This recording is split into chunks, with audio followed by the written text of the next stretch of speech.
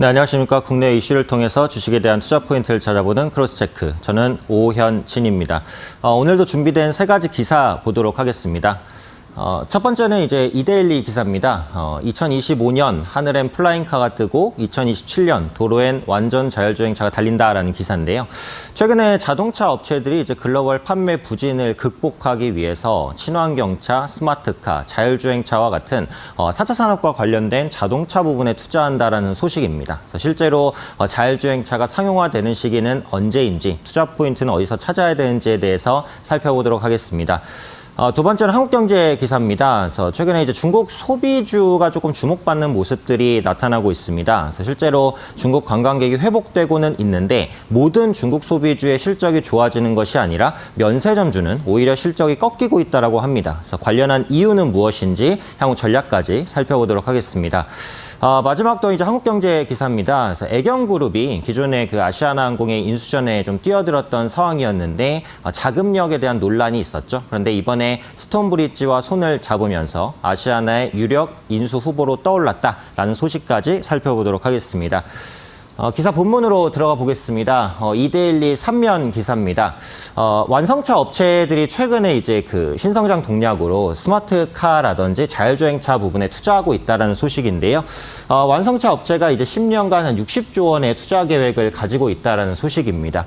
이렇게 이제 그 스마트카라든지 자율주행차에 대한 투자를 확대시키는 것은 현재 상용차 시장이 저성장을 보여주고 있기 때문이죠. 지금 글로벌 상용차 시장은 1년 넘게 역성장을 좀 보여주고 있습니다. 그래서 지난달 대비해서 이번 달 판매량은 마이너스 3.9% 감소를 보였고요.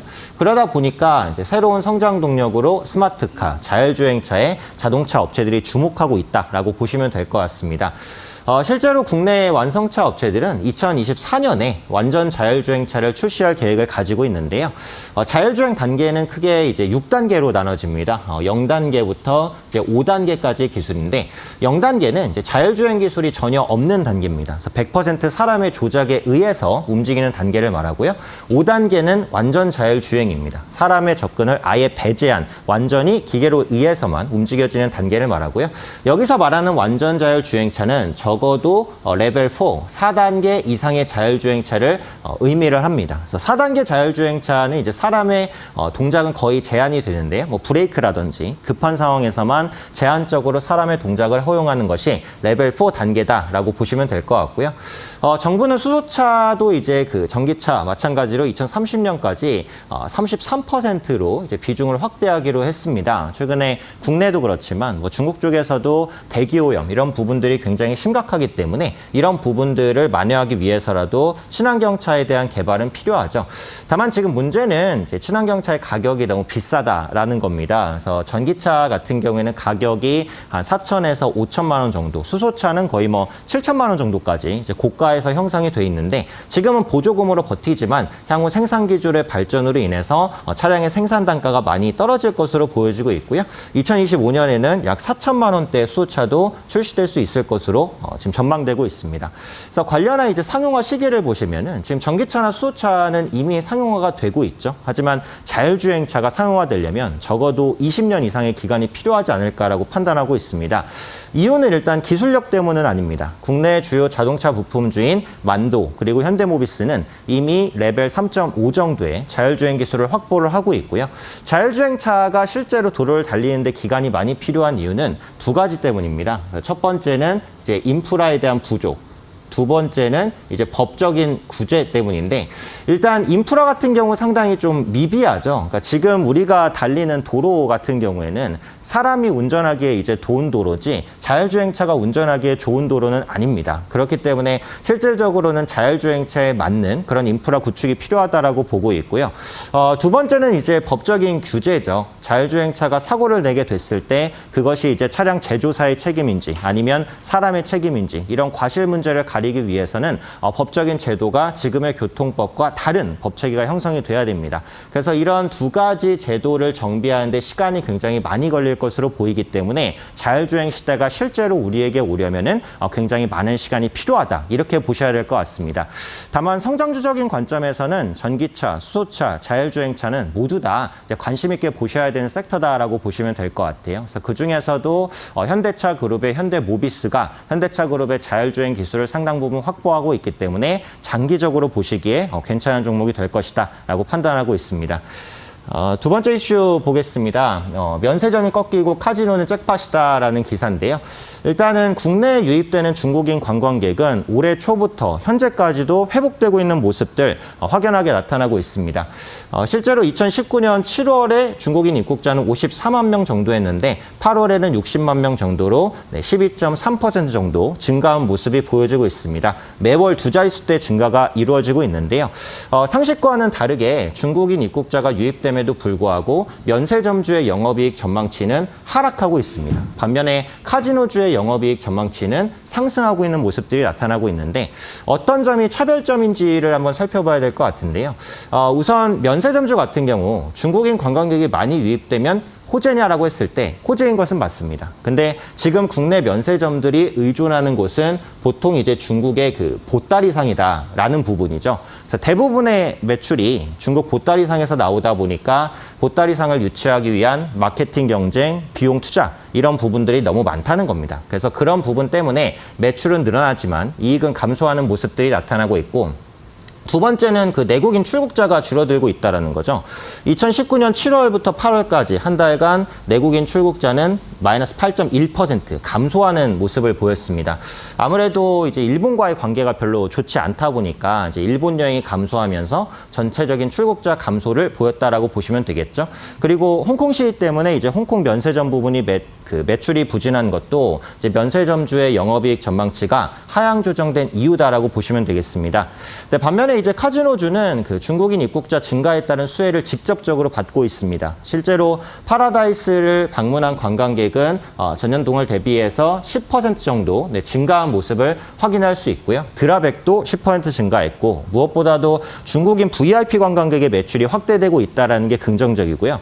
특징적으로는 이제 일본의 그 관광객도 회복이 되고 있다는 겁니다. 그러니까 한국과는 약간 다른 모습이죠. 그래서 한일 갈등 때문에 일본을 방문하는 한국 관광객은 줄어들고 있지만 한국을 방문하는 일본 관광객은 늘어나고 있다는 부분. 이것이 최근에 카지노주의 실적 개선 원인이라고 보시면 되겠고 주가도 호텔 관련주는 약하고 이제 면세점 카지노주는 강한 그런 모습들이 나타나고 있고요. 앞으로도 중국 소비주는 주목을 해야 되는 게 이제 4분기 중국 소비 성수기 효과가 반영이 될 것으로 보이기 때문입니다. 그래서 면세점, 카지노주에 대한 관심은 필요하지만 앞서 말씀드린 대로 면세점주는 실적 전망치가 하향 조정되고 있으니까 카지노주에 중점을 두면서 투자하실 필요가 있을 것 같고요. 추가적으로 중국 소비주 중에 이제 화장품주도 있죠. 화장품주가 본 기사에서는 언급되지 않았지만 최근에 중국인 관광객들의 그 매출 비중이 늘어나고 있고 또 고가 화장품에 대한 수요도 꾸준히 증가하고 있는 것으로 보여지고 있습니다. 그렇기 때문에 낙폭이 컸었던 아모레퍼시픽, LG 생활건강과 같은 화장품주에 대한 관심도 좀 필요하지 않을까 말씀드리도록 하겠습니다. 끝으로 마지막 기사 보겠습니다. 역시 한국경제 기사고요. 23면 증권면에 있는 기사입니다. 그래서 애경그룹이 이제 스톤브리지와 손을 잡는다라는 이슈입니다. 그래서 지금 애경그룹의 그 인수 과정을 한번 보면요. 지금 매각되는 대상은 금호산업이 보유하고 있는 지분 31%와 신주라고 보시면 되겠습니다.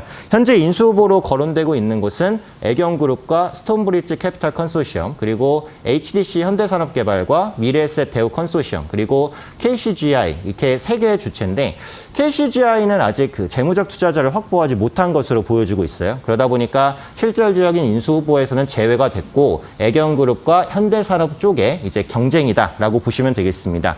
예전에 그 애경산업이 아시아나의 인수 후보로 뛰어들 때는 사실은 인수 가능성이 매우 낮다라고 봤었어요. 왜냐하면 현금성 자산이 4천억밖에 없었기 때문이죠. 아시아나항공의 그 인수 규모는 1.5조 5조가 필요할 것으로 보이니까 한참 적은 금액입니다. 하지만 이번에 스톤브리지 캐피털 컨소시엄을 품에 안으면서 현금 여력을 확보했다라고 보시면 될 것 같고요. HCC 현대산업개발과 미래에셋대우 컨소시엄은 약 1조 원의 현금을 보유하고 있기 때문에 역시 유력한 인수 후보입니다. 그래서 두 주체 중에 어디에서 아시아나항공을 인수하게 될지 아직은 알 수 없는 부분인데 두 주체 중에 하나로 매각될 가능성이 높아졌다라고 보시면 될 것 같습니다. 중요한 것은 이제 아시아나항공을 품에 안은 업체가 뭐 상승할 것이냐, 주가가 좋을 것이냐 이 부분인데 그 부분은 약간 의문스러운 부분이 있죠. 왜냐하면 아시아나항공은 그동안 부채 비중을 많이 줄이기는 했지만 여전히 660%의 높은 부채 비중을 안고 있고요. 최근에 LCC와의 경쟁이 심해지면서 수익성도 많이 악화된 상황입니다. 그래서 실제로 아시아나항공을 품에 안았을 때 승자의 저주에 걸릴 수 있다는 우려도 있죠. 그렇기 때문에 아시아나항공 인수기업에 대한 기대감을 무조건 가지기는 조금 어렵다라고 보고요. 오히려 이 경쟁에서 가장 수혜를 보는 것은 아시아나항공입니다. 그래서 아시아나항공이 제대로 된 주인을 만나게 되면은 기업의 저평가가 해소되면서 저가 매수가 들어올 수 있기 때문에 이번 인수전을 보는 관전 포인트는 아시아나항공의 주가가 상승할 수 있을지 그리고 아시아나항공의 저가 매수 가능성이 있을지 이런 부분들을 확인하시면 될 것 같습니다. 네, 오늘 준비한 세 가지 기사 모두 확인해 봤습니다. 어제 같은 경우에는 약간 고가 종목 5G주에서 차익 실현 매물이 나오고 낙폭과대 종목이었던 IT 부품주에서는 저가 매수가 들어오는 그런 모습이 나타났습니다. 그래서 시장의 흐름이 고가 종목에서 저가 종목으로 이동할 수 있는 계기가 될 수 있다고 보니까 상대적으로 가격 매력이 있는 종목을 찾는 데 주력하시면 좋은 수익을 거둘 수 있지 않을까 판단하고 있습니다. 이상으로 크로스체크 오현진이었습니다.